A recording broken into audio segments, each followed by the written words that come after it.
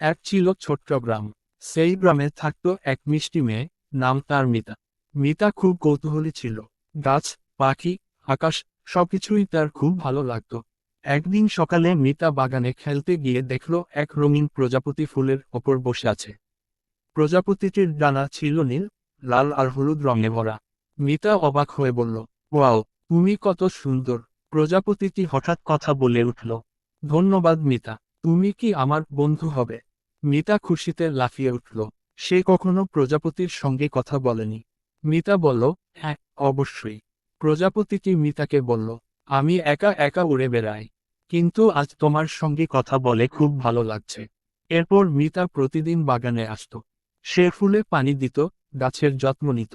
প্রজাপতিও প্রতিদিন আসত তার কাছে। একদিন হঠাৎ ঝড় এলো, অনেক ফুল ভেঙে গেল। প্রজাপতি খুব দুঃখ পেল। মিতা তখন বলল, চিন্তা করো না, আমরা আবার নতুন ফুল লাগাবো। মিতা আর তার মা মিলে বাগানে নতুন চারা লাগালো। কয়েকদিন পর বাগান আবার ফুলে ভরে গেল। প্রজাপতি খুশিতে নাচতে লাগলো। প্রজাপতি বলল, মিতা, তুমি খুব ভালো মনের মানুষ। প্রকৃতিকে ভালোবাসলেই প্রকৃতি আমাদের ভালোবাসে। মিতা হাসল, তার মনটা আনন্দে ভরে গেল। গল্পের শিক্ষা, প্রকৃতিকে ভালোবাসতে হবে, সবার সঙ্গে বন্ধুত্ব করতে হবে, ভালো কাজ করলে আনন্দ ফিরে আসে।